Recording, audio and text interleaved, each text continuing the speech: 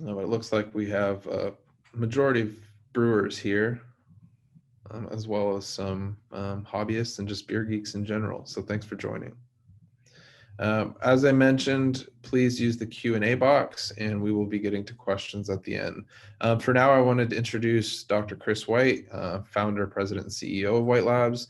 This is a follow-up webcast of 25 years of homebrewing. As many of you probably know, White Labs was started in '95, so this year is our 25th anniversary. We're excited to be able to extend a lot of the celebrations, a lot of the in-person stuff that we had planned. So unfortunately postponed, but we've still been able to do a lot of great social media giveaways, these types of webcasts. So make sure you follow us and give us a like to stay up to date on that. For now, I'm going to leave it to Chris to present on 25 years of professional brewing. Cheers. Thank you, Chris. Thank you, Eric. Hello, everybody.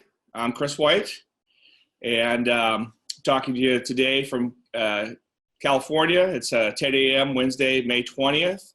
So thanks for listening live, the folks that are here. And as Eric said, some of you other people will be listening later from our YouTube channel.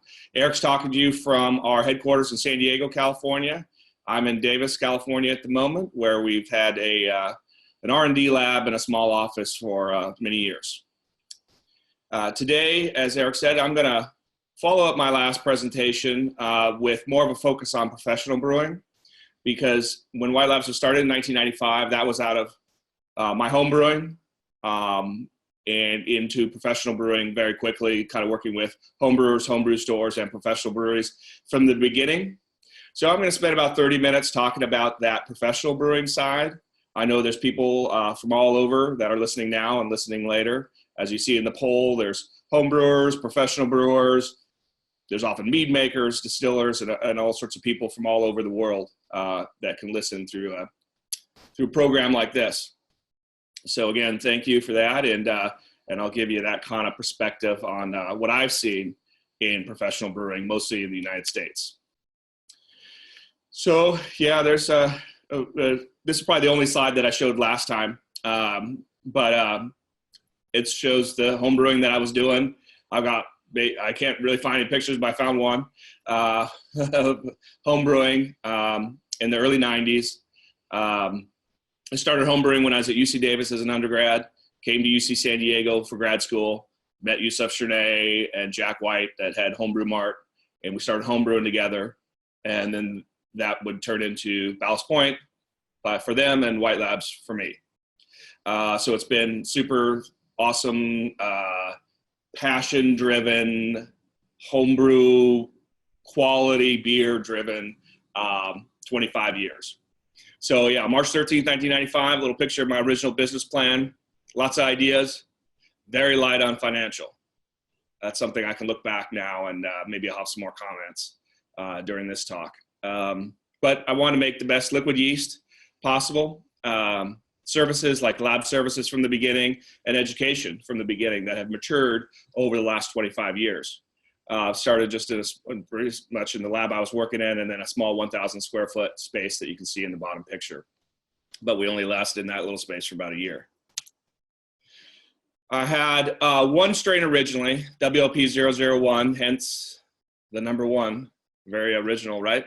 California ale yeast. It's what Yusuf and I liked homebrewing with. We made all sorts of, styles from Kolsch to pale ales. IPAs were not a thing yet. Ambers were what was the main beer everybody was brewing. Ballast Point's first beer was an amber. Stone's first beer was basically an amber, and so on. AleSmith's first beer was an amber.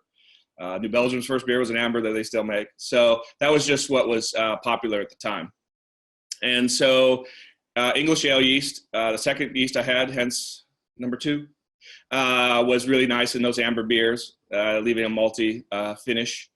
And then I got a little more broad with the numbers. WLP 300, a Hefeweizen yeast, because as I'll talk about beer styles, that was kind of the first crazy one. That's something a little different.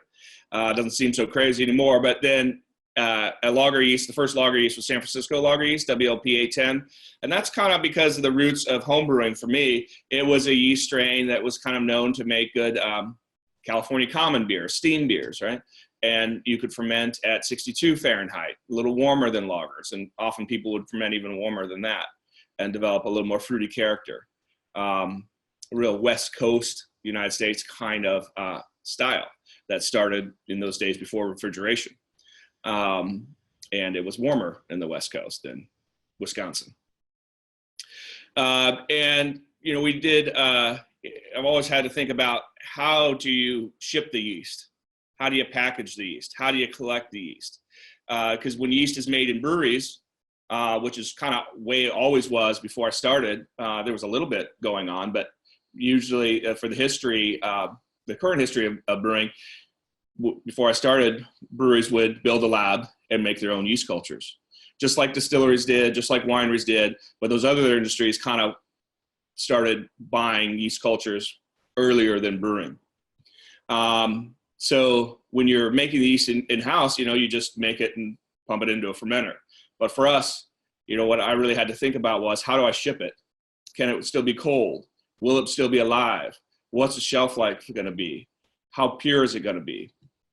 And so originally it was packaging some film and then to bottles and then back to film in the bottom picture of the Pure Pitch packages. You know, the industry, looking back, it was small in 1995, but you never knew it was really small. You just, because it was always growing. But in 1995, there were about 858 breweries in the United States. So craft brewing was getting going. You know, there wasn't just 4. It was picking up.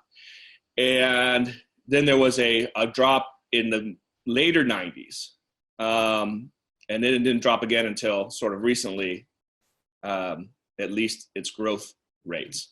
And in 2019, 8,300 breweries in the United States, and probably a similar number of breweries outside of the United States. Probably, so that number would be about double when you take in the rest of the world for craft breweries. And then how do you define craft breweries? I know is a little difficult in different parts of the world too. But what you see is the growth really starting about 2009. I mean, it was growing, but then in a little dip in the late 90s. But around 2009 is when we physically started seeing the phone ring more. People wanting more yeast. It's like, oh boy, we gotta expand a little more.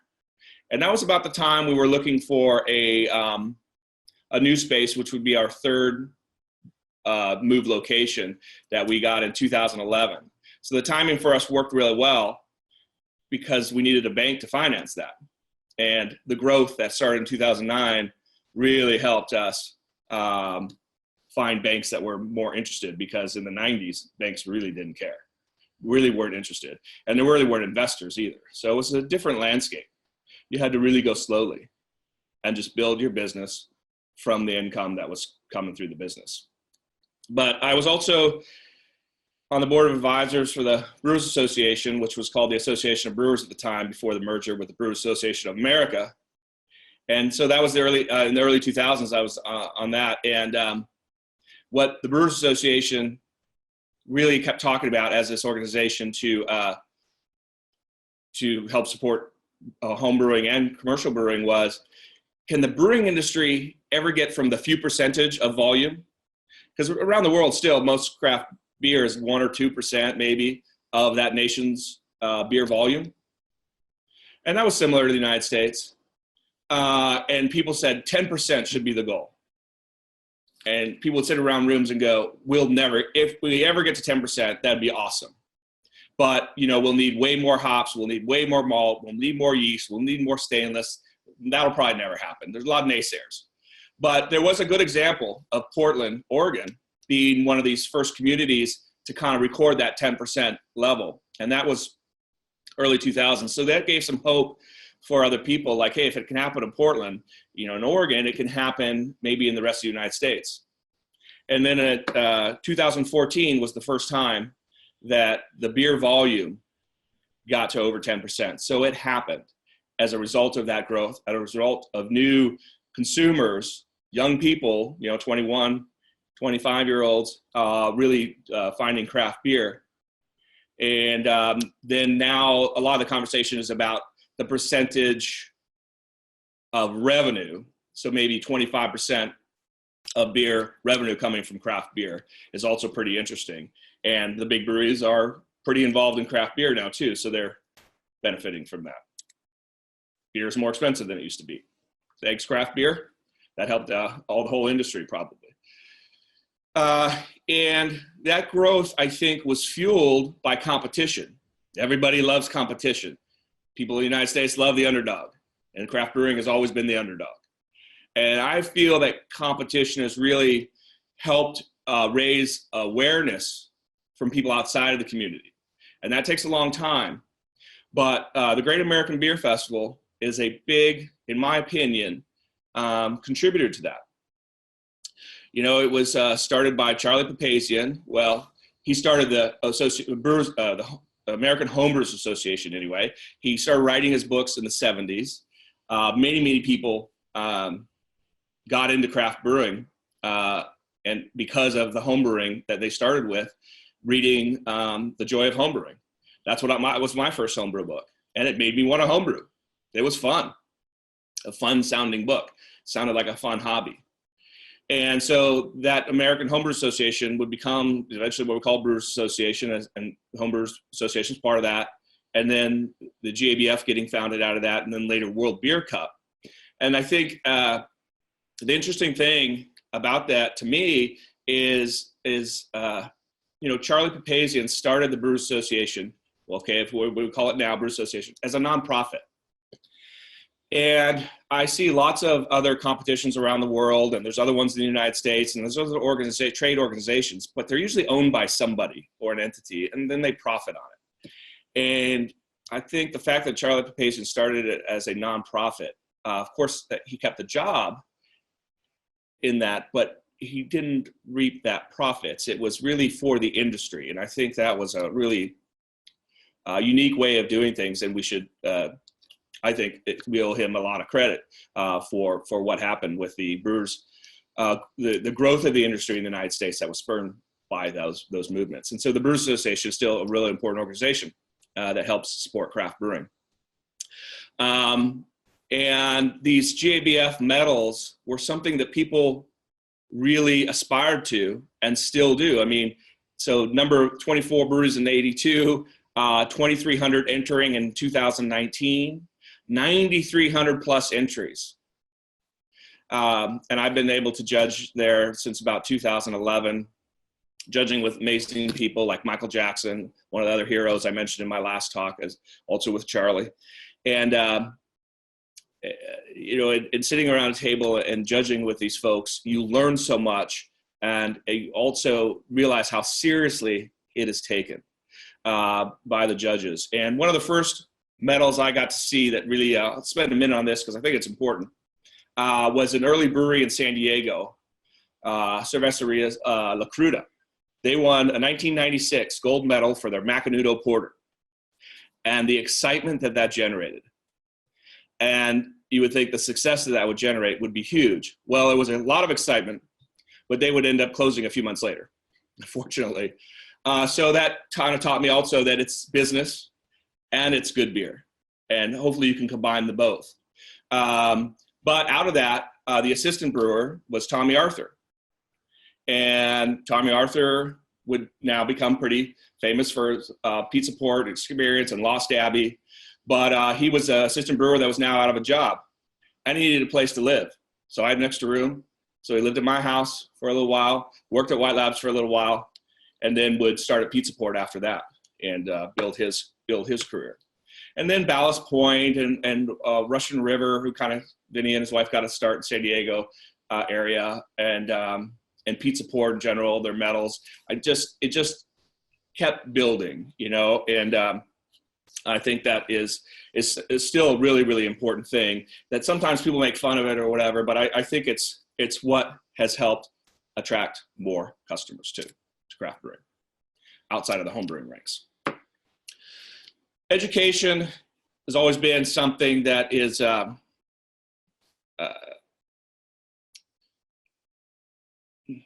don't know what it's kind of hard to say. Like in Europe, where brewing really has been the main focus of the industry, or where it really got its industrial start hundreds of years ago, there's established education routes and training and internship routes. But the United States didn't really have that. They had UC Davis that had a brewing program and professor since 1963, Dr. Michael Lewis, and then Dr. Charlie Bamforth was the second one, and now there's a third one.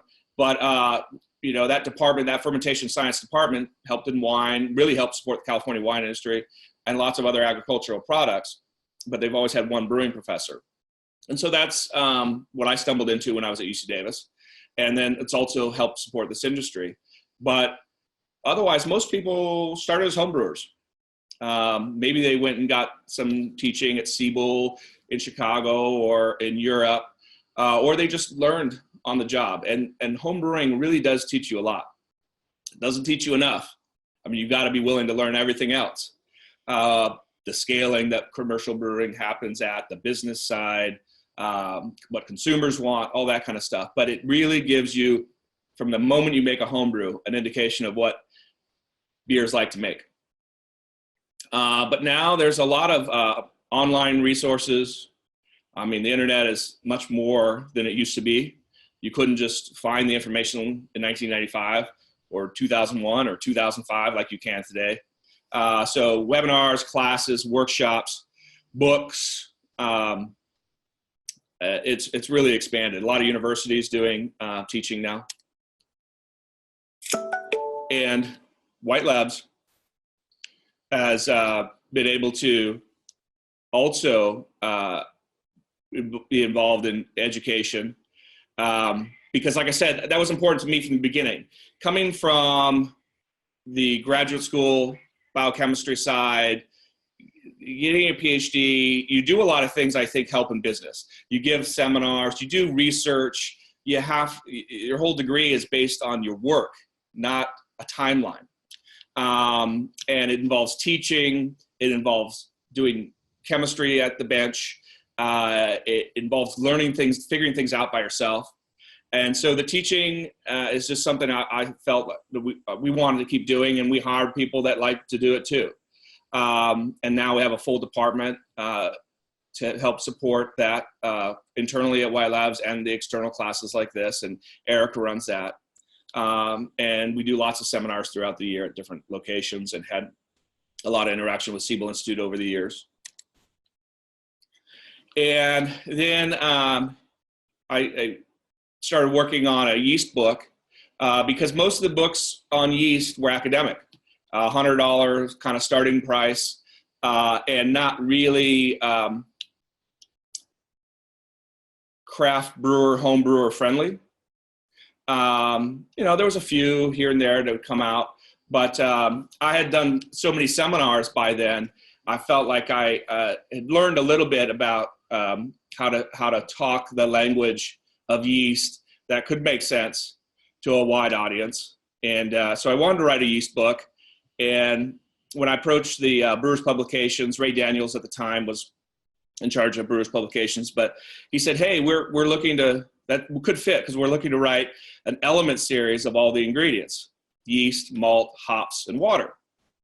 And yeah, yeast could be the first one. That'd be cool, I think he said, as we were teaching a class together for Siebel at the time. And it was like a week class, so we got to spend a little bit of time on it. And so I started putting some of the ideas together, the chapters together. And then I had known Jamil Zanshev a little bit from things going on in California, and also the fact that he had won a gold medal in each of the American Homebrew Association's style categories in their competitions. And that means that person knew how to use yeast, right? Yeast for different styles. You can't win gold medals without everything being right. He had wrote a beer styles book as well. So we started working together, and it ended up becoming a few-year project. But it was great. We brought different things to the table, and we became friends, and it was just an awesome experience. A lot of work, but it was another passion thing to do. And he was so good about really moving it to the next level of making it make sense. I think a lot of people still tell me today it reads pretty good for a science book, and that was him, and we really had to hash out how to do it. He really wanted to have some best practices laid out, so really distill like what should we tell people to do, and he was good, tried to be good at let's not repeat ourselves. Because when you're writing this yeast book, it's hard not to repeat yourself from a yeast handling chapter to a fermentation chapter to a troubleshooting. And that's something that he was really looking at doing. And now 10 years later, there's things that we'd love to update. There's new styles, new techniques. But he started a brewery after, because he quit his full-time job to kind of concentrate on the book with his plan to start his brewery afterwards. And that's Heretic Brewery. It's in Fairfield, California, which is nearby to Davis. And his beers are, as you would expect, they're delicious. He's one of those brewers that has really been great at combining the knowledge that you need, that I'll talk a little bit about in this. So hopefully we'll get to write another one. That's our plan. And so when you're talking yeast and what brewers need to do, pitching rates often come up as the first thing. And I talked a little bit about this in my homebrewing lecture last time. But what the United States brewers really did is raise the pitching rates of ales. There was ale pitching rates and there was lager pitching rates. And most of Europe and most of the world makes lagers. But a little bit of ale brewing was still going on. And what the U.S. brewers did, maybe by mistake, maybe not, because the texts at the time were lagers, was use more yeast than had been used in the U.K. And they're using more than ever today. And that's good for a lot of reasons. And so that 1 million cells per mil per degree Plato was originally kind of a lager number. You'll find it in the lager texts before this time, but it became the number that brewers could find. That's what we're mostly using when we're repitching yeast. So a 10 Plato beer, 10 million cells per mil in that wort, which is really high. Distillers and winemakers pitch around 1 to 3, million cells per mil total. So brewers being at 10 or 15 is a much higher number. And there's a few reasons for that. Brewers are reusing the yeast, so they got a lot of it anyway. And so much of the flavor comes from yeast, and so much of the off flavors come from other yeast or bacteria. And so this high pitching rate can help outcompete that. So a lot of real special attributes to beer and the way we use yeast. And then we got to collect it. And that's something that U.S. brewers have just learned to do from day one. And still, if you get a job in a brewery and probably in your first week, somebody says, okay, go collect that yeast. What I've noticed when I travel outside of the United States is a lot of brewers say, I don't want to collect yeast. It's too hard, or it's too scary. It sounds too weird. Isn't it going to introduce contamination? So there's a lot of fear about it. When I just think if you just don't have that in the United States, because you're just told to collect yeast and you figure it out. And it gives you so much power when you, keep the yeast clean enough to collect. If it's not clean enough to collect, your beer is probably not good enough to sell, in my opinion.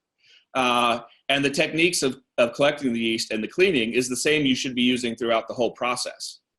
And whether you have dish bottom fermenters or cone bottom fermenters, hazy beers, non-hazy beers, I can tell you, everything's been figured out in the United States. There's nobody, I'm used to going to places where people say, oh, I can't collect the yeast because of this equipment. I can't collect the yeast because of this kind of beer.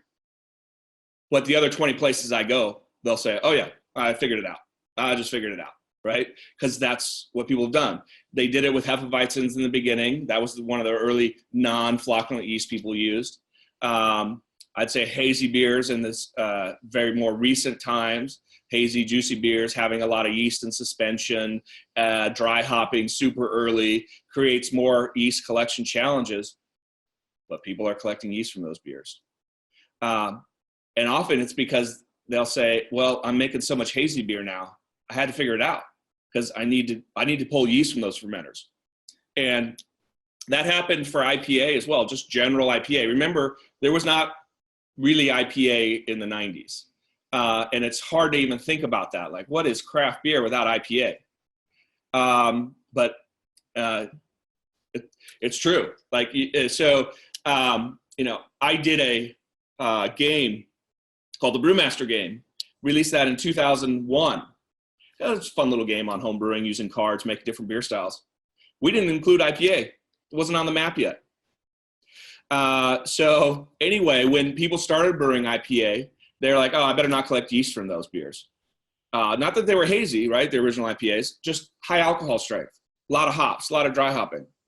And I remember Mitch Steele giving a talk, maybe it was Craft Brewers Conference or something else, and he was brewing at Stone Brewery at the time, and brought a real high technical knowledge to Stone and helped grow their brewery. But he told the audience, hey, we had to start collecting yeast from IPAs because now we're making a lot of IPAs and we can't just dump that yeast. I mean, we're not going to get a lot of other yeast from our other beers. And he said, we found it ferments better than the other beers. So that's just another example of figuring out the harvesting. And we've seen the same thing. Lighter colored beers tend to give you yeast with higher vitality than ambers. And ambers were the big thing. So people were scared about the alcohol strength for a little bit, but those West Coast IPAs that were lighter in color correlated with better yeast collections.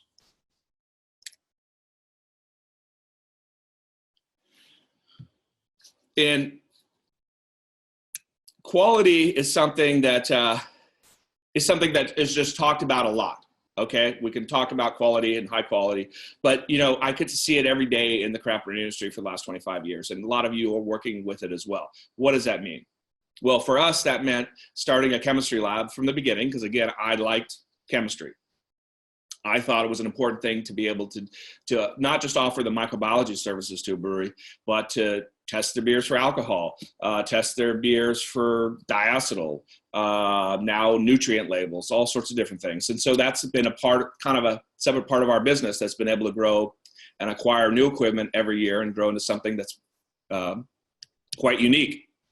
And we offer Big QC Day, which was our attempt to sort of say, hey, small brewery, if you don't have any way of testing your beer, at least send it in once a year and now several times a year and look at a full panel of micro and analytical tests. We can look at gluten, we can look at other things, and give a kind of a check to what your beer is like. And now there's other analytical labs as well offering services. And I think it's an important thing to do because a small brewery doesn't often have the resources to build a lab. Everybody sort of wants to, but then you have to have the lab people to do the tests. A good example of that is testing diacetyl. Okay, how do you test diacetyl? Besides just doing a forced diacetyl test, it's looking at total diacetyl on a gas chromatograph. But that's going to cost you about $100,000 investment on year one. You're going to pay $50,000 or $60,000 for the piece of equipment, the gas chromatograph. You're going to hire a person who's basically a full-time job is going to be the gas chromatograph with a few other lab things. That person's going to cost you $50,000 or so a year, probably minimum, but in that range. And so these are big investments to make for lab testing. And I would tell you that they're super important. But I also know that the resources of a lot of small breweries don't allow that until you get to a certain size. So having some sites to send samples off-site, whether it's for quality or whether it's for regulatory things that have also increased over the years, is important. And I think it's good for this industry. We're learning a lot more about yeast genomics. Now, Saccharomyces cerevisiae was the first eukaryotic organism to be sequenced, to have its full genome sequenced as part of the Human Genome Sequencing Project. It was figured out on Saccharomyces cerevisiae. It just didn't help brewers much because brewers' yeast, Saccharomyces cerevisiae, is completely, well, it's very different. Much, much more DNA. Multiple copies of each chromosome. So it makes the sequencing part much difficult. We were able to be part of a collaboration to look at the full genome sequence of 157 yeast strains, and that was published in Cell in 2016. And then we were able to be part of the next one on lager yeast that was published last year. And so we're finding 2 clades of beer yeast, and beer 1 being the main group of the strains, consisting of subpopulations from Belgium, Germany, Britain, the United States. And this is just the beginning of our industry having more genetic information about yeast.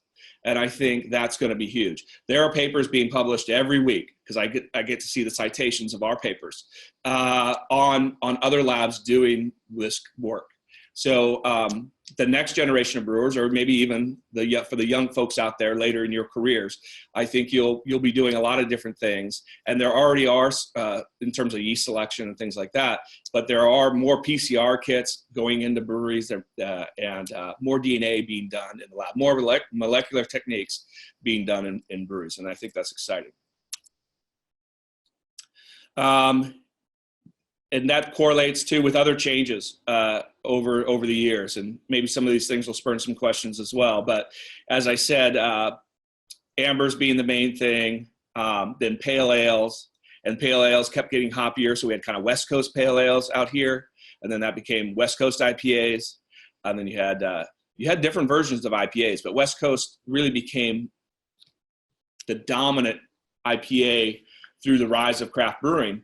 I think because it appealed to a younger audience. It was dry, not sweet. It was lighter in color. It was around 7% alcohol, around 70 IBUs, and it really created a category leader for craft beer, which is sort of odd too, because it's such an aggressive beer. But I think it's just something you couldn't find from big breweries, and it's delicious. Still my favorite style. I think there'll be keep coming new styles. But what I think is sort of interesting over the last number of years is that a bunch of the new styles are based on IPAs, which is good for the industry, I think. It's good for the health of the industry. It's still using the same 4 ingredients: hops, malt, yeast, and water. And there's no health adverse effects that anybody's found of hops. It doesn't make you fat. It doesn't really doesn't cause cancer. I mean, we haven't found anything wrong with hops. So I think it's really cool that it's a leading part of a lot of the new beer styles, whether they're hazy IPAs, whether they're brewed IPAs, whether they're Kveiks, people making hazy IPAs with a lot. In the early, in the 90s, again, people were making those ambers and maybe pale ales and Hefeweizen and Kolsch and porter, but they were usually using 1 yeast. That's one reason I only had 4 strains, because a brewery would start with 1 strain. And then you can think of a style like American Hefeweizen. Well, that wasn't some, in my opinion, novel creation. That was just because the brewery wanted to use the same yeast. So if they had California ale yeast, they would use their Hefeweizen. And now we had a new style called American Hefeweizen. That was cleaner than the German style. But then people wanted to use the actual yeast, so more people started using the Hefeweizen yeast. And then today's lineup, I mean, it's going to keep growing. Hazy IPAs, Kveiks, native fermentations, sour beers, that popularity of that tore through the industry, and high alcohol, all sorts of things. Some have faded, some have not. But IPA-based things continue to do pretty good. What's next? I don't know. Is one answer, but I think we need to keep innovating. I want a job for another 25 years. I want my employees to have jobs and grow in this business. I want the industry to keep making jobs. And I want to keep drinking great craft beer. So that's going to keep us need to be focused on innovation and hard work. Just like the first 25 years of my business has been. And I think that as the parallel with the industry. So we need to keep looking for new products. And sometimes that's just through creativity of home brewing. And innovations, whether that's also new beers or new ways of making beers or new yeast strains or new packaging for breweries. When the chewing gum industry talks about innovation, they're usually talking about packaging. So innovation can mean different things in different industries. But it means maybe something different in the wine industry, but it's something we need to keep working on, and through seminars and through conferences and things like that, and just getting people together. That's how a lot of innovation happens. In my opinion, you can put people in a small room, whether it's a Zoom room or an office room, and they talk for a while. That itself leads to human-based innovation. And then that can result in new trends and emerging beer styles and more educational opportunities. So with that, I'd like to thank you. And Eric's going to help run through some questions that you've seen. Yeah, that was awesome. Thanks, Chris. Before we hop into questions, we just want to reiterate and let everybody know that we do these Wednesday webcasts the third Wednesday of each month, and we'll be continuing them through the remainder of 2020. So we hope that everybody can join us. Head over to whitelabs.com/education, and you can find a full list of upcoming webcasts and workshops. And if you ever have questions, my email is associated with these too, so feel free to shoot me a message. We've got a couple questions, some a little bit more about history and culture, and some more on the technical side of yeast and yeast handling. But speaking about White Labs in the last 25 years, what's one thing that you would say White Labs has done in reflection of or in support of the industry that you hadn't envisioned 25 years ago, whether it's opening tasting rooms, expanding different facilities? Where has your mind kind of changed in the last 25 years, and what's surprised you, for better or worse?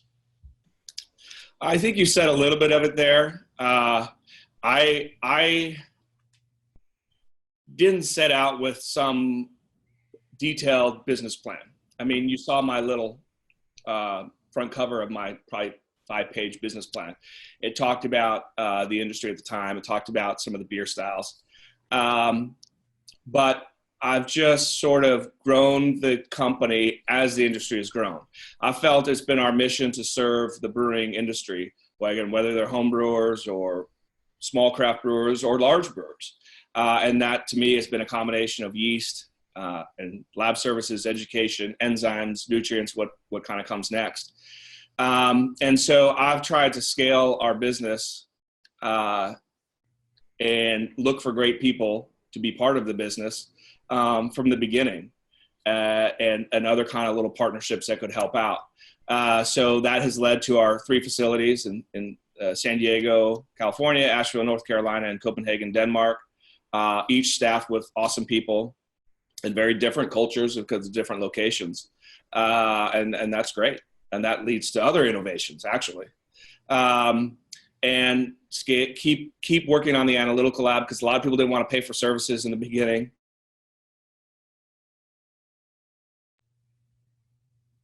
Yes, with expensive equipment. But now, through a combination of competition, desire for quality, and regulatory, that's gotten a more important place in our company and maybe the industry, and education, like I said, too. And so I'm just sort of following the industry. And so we've been growing for 25 years each year. We'll see this year with COVID. But and to me, what's exciting about that is that means the industry is growing. So I've just reinvested in this industry from the beginning. When I go into business now, and maybe it's a craft beer bar, and they're proud that their bathroom really sucks because that means you're a really good little bar. I think, no, owner, you didn't reinvest in your bathroom. I don't want to come in here. If I've spent my 25 years reinvesting in my business and supporting an industry, I want you to as well. Good way to end the answer to the question. There was another question: where can I find the video of cooking with yeast? All of these videos of these webcasts are found on White Labs Inc. YouTube page. So feel free to go there and check that out. Yeah, Eric, I think that's a good question, because, that's something I didn't expect to do. There's a lot of things I didn't expect to do. A lot of people I didn't expect to meet. So that first question I could go on for a long time too. But according to the second question, that's why we opened a restaurant in Asheville, North Carolina, when we built that new facility. Again, it wasn't some business plan of how to make a lot of money. It's really hard with a restaurant. and then COVID happens. But anyway, what we wanted to do was experiment with different fermentation cultures. I wanted to put brewer's yeast into pizza doughs. And a lot of us have done that at home. But, brewer's yeast is so awesome. It makes the best flavors of any yeast. So why wouldn't it be great in a pizza dough? And Eric also bakes a lot at home. And you have to give it time, so we do our fermentations for 3 days. Brewers know that already, because we don't ferment our beer in 2 days. And if we do, sometimes we do with Fikes now, but there's usually a flavor contribution you need from a normal fermentation time. That's where yeast develops its flavors, right? The first 72 hours. So we do that pizza dough fermentation for 72 hours with brewer's yeast. And the flavors are awesome. They're just, otherwise a lot of doughs are just a platform. They don't have a lot of flavor. It might have a wood oven character. It might have something else. But once you taste doughs with flavor from fermentation, you don't want something that is a selected yeast for speed and not for flavor. So that's what's talked a little bit about in that webcast too. And I think everybody can experiment with that at home, just like we're experimenting with beers. Right on. Brandon asked, when you're trying to start a brewery, to make it a little more broad, what kind of experience do you suggest? So he asked, do you think that a degree in biochemistry or chemistry or business would be more beneficial when starting a craft brewery? I think education is always great. Education helps beat you up a little bit, humble you, and keep your passion for learning. Because if you're one of the folks that might say, "Oh, I'm never going to change this thing," that's probably not a good thing for a long-term business. But what that education is in, I'm not so sure it's that important in the craft brewing industry, because you need so many skills. I think biochemistry for me was awesome. I love that. And I always focused more on chemistry departments rather than biology departments. And somebody else might like physics or something. But, I think that to me felt like a really good background. But when I started the company, I didn't know anything about finances. And what I found was it was really, and I didn't have investors. Nobody really, had investors. So you had to figure this thing out. So I would go to bank to bank to bank when I was trying to get the first scale up of the business. And they'd say, no. And I didn't realize at the time, I didn't really think much about the finances. I didn't know how to read a balance sheet or income statement. So I finally did get a loan from a small bank in San Diego. I think just because they liked us, they took a chance. And then once you get those, you can start getting more. But I realized I had to learn that. So I took some classes and I just started learning from the business itself, how to do income statements, how to basically do all the way to the taxes if I wanted to. And I think that's been really helpful for the long term. So whatever it was like that, I just felt like I had to learn it myself. So you're never going to learn it all from school. People make fun of that in our industry too. Like, oh, I hired this person from Siebel or UC Davis or Germany or whatever, and they didn't really know how to make beer. And people are always going to say that. But there's a small point to that is the education still doesn't teach you everything you need to know. You need to have the on-the-job training. You need to learn. You need to figure it out. And so I would still say if I had to choose something, biochemistry is awesome.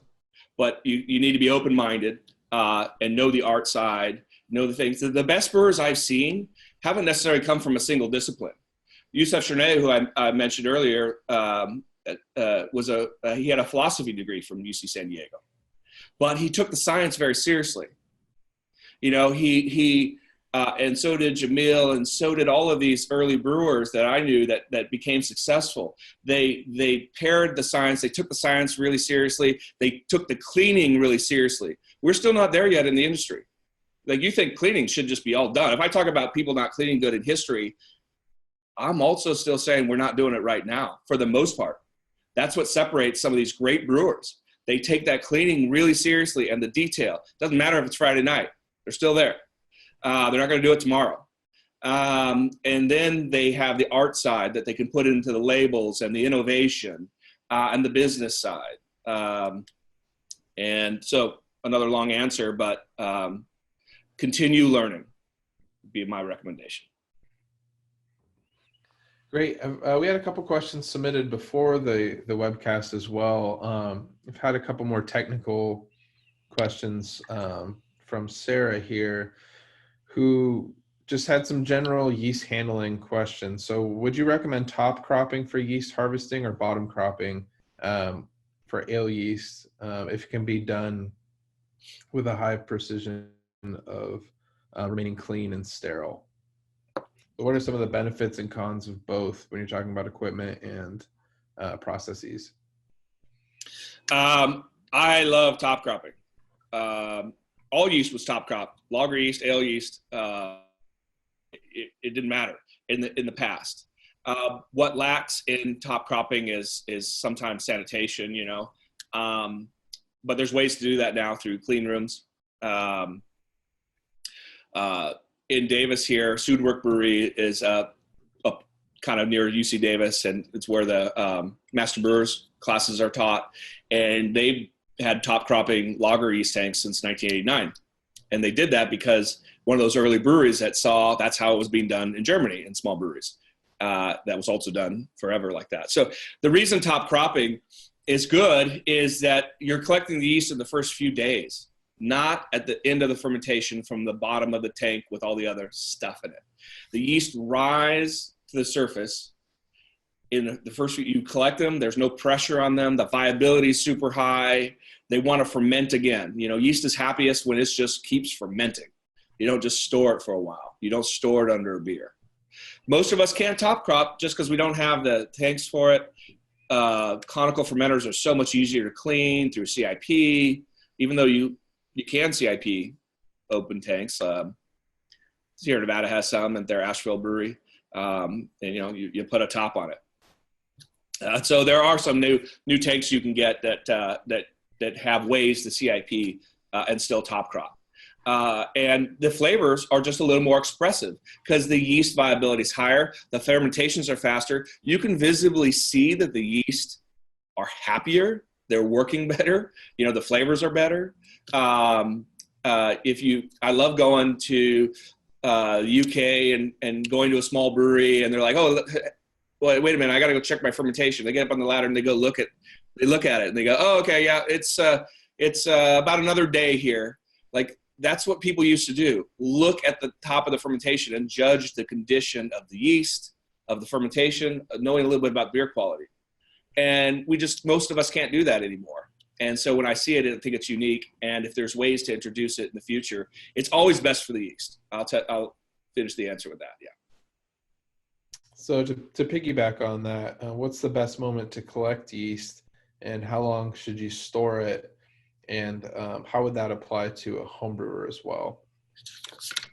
So most people are not top cropping. If you're doing that, you're collecting it when it's on the top. Not every strain lasts the same. Some, lager strains are only up for a short time, and then you need to get it into a closed tank after you collect the yeast. So usually top cropping, you're talking 2 or 3 days. With bottom cropping, you're usually talking, about 10 days, 12 days, because you need to let the yeast run through its fermentation, settle to the bottom, have a nice, because you don't want to collect too early or too late. You want a broad population of what yeast is in that fermentation. So you want to let it settle so you get a representative sample from the bottom. But you don't want to let it sit there too long. So usually within 1 day, 24 hours of terminal gravity is when you should be collecting that yeast. What has separated is not helping your beer. There's still yeast in solution that usually is reducing diacetyl and acetaldehyde and stuff like that. But the yeast that settles, you could have yeast that's 95% viable on, say, day 12. And you say, well, it's the weekend or I'm going home. You come back a day or two later and it might be at 80% viable. And you've lost a lot of yeast health by leaving it at the bottom. So removing it is really important. And that's why most of us don't really like cone-to-cone pitching, because you're leaving the yeast there until you have another empty fermenter. Not that there's really anything wrong with cone-to-cone. It's just that you generally don't collect it when it should be collected. You're waiting for an empty fermenter. You're waiting for the next brew day. So usually collecting it in some kind of vessel. And for homebrewing, pretty easy too. You transfer it to another, there's a lot of small homebrew fermenters now that you can collect yeast from the bottom. But if you're using carboys or buckets or things like that, you transfer the beer and you take the yeast that's on the bottom and you put it in a separate container, ideally a sterile bottle, but or at least a sanitized jar through aseptic technique, and you store that for no more than 2 weeks would be my recommendation. At what temperature range would you be looking at storing that? You want to store it at 40 refrigerator temperature, 40 Fahrenheit, 4 degrees Celsius, and not let any pressure build up, because those are living yeast and sometimes they'll keep making gas. So if you need to vent that the first few days as it's chilling, then vent it. You don't want that pressure to build up in your storage device. That'll be toxic to the yeast. Right on. So next question. In the yeast book, you recommend that methylene blue isn't recommended for viability under 90%. So would you recommend blue or violet for performing viability checks and cell counting? Yeah, it's a great question. So methylene blue is still the industry standard, and it's great for over 95% viable, but it just has a lot of false negatives, over that. So basically a dead yeast can still look live with methylene blue. If you make it alkaline, that helps. So alkaline methylene blue is nice. Alkaline methylene violet is the best, really. Alkaline methylene violet, and we had a paper 15 years ago as part of a book on this. We did. And other people have written about alkaline methylene violet, and we still use it at White Labs, because there you're really going to see 70%, 50%. And what our paper did was we compared that by killing yeast, microwaving the yeast, adding percentages back, looking at methylene blue versus alkaline methylene blue versus alkaline methylene violet. Alkaline methylene violet was the best at really showing you the actual viability, which really is vitality, right? The reason why viability is not really vitality, how good it's going to ferment, is not just that it's alive or dead, it's just that it's also not showing you all the dead cells. They're still, handling the dye. So when you make it alkaline, it's better. And alkaline methylene violet is definitely the best recipe to get a true indication of the health of your yeast. Right on. So we've got one last question before we wrap it up. From Art here, who just read that LA is getting their first liquor truck. They're wondering if breweries can expand by having beer trucks, say for distribution. So maybe to rephrase that a little bit, where do you think some of these relaxed liquor and service laws are going, and what creative measures of distributing beer, selling beer, do you think you've seen or are going to continue to see moving forward? I think that's an awesome question. I think the brewing industry has always had the challenge of selling direct to consumers. Tap rooms, tasting rooms weren't a thing in the 90s. Again, it's hard to imagine an industry without tap rooms you can go to. But for the most part, and still this exists around a lot of the world, you can't sell direct to a consumer, so you maybe a state allowed you to sell a 6-pack to somebody, but not sit there and taste it. You're not a bar, you're a brewery. And so those things have already changed in most states in the United States. I think all states now allow tasting rooms. But we still have this 3-tier system. That's a challenge. The 3-tier system is to prevent a brewery selling direct to a consumer. That started after Prohibition, because the feeling was that power that breweries had over beer consumption is kind of what led to the backlash against the brewing industry and some of the problems. But the nice thing is, without it, I don't know if we'd have the craft beer industry we do today, because the 3-tier system made it a lot easier for craft breweries to get into bars if it had less control from the brewery. And that kind of stuff exists still around the world, where, Heineken and this other brewery own all the taps. So where do you put your craft beer? That doesn't exist in the United States, even though there's all sorts of levels of pressure and stuff.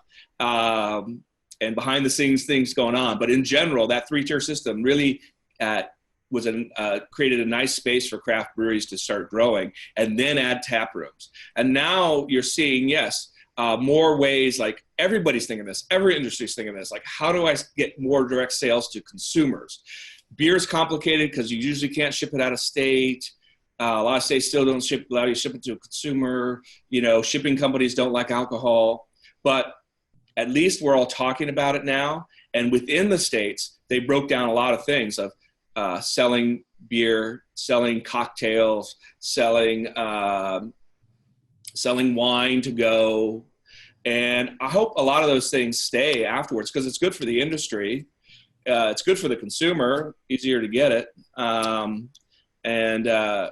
I think there's a lot of innovation, creativity happening right there. So I hope states don't go back to the same thing after this. And I think the longer this lasts, the harder it will be to go back.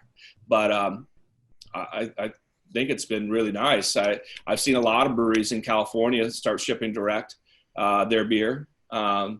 White Lab started a brewery in 2012. That's, I guess, one of the things I didn't expect either. But we wanted to showcase what yeast tastes like, same strain, the same beer with different yeast strains. So we started doing crowlers in California and also to go in North Carolina. And we'll do some 16-ounce cans soon to keep expanding that. And that's something we hadn't thought about before this crisis either. Yeah, I'm hoping to be able to drink in more parking lots coming out of this. So.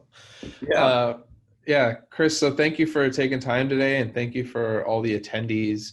If you have any additional questions for myself or Chris, feel free to respond to the email you've received from Zoom, which should be associated with my email address.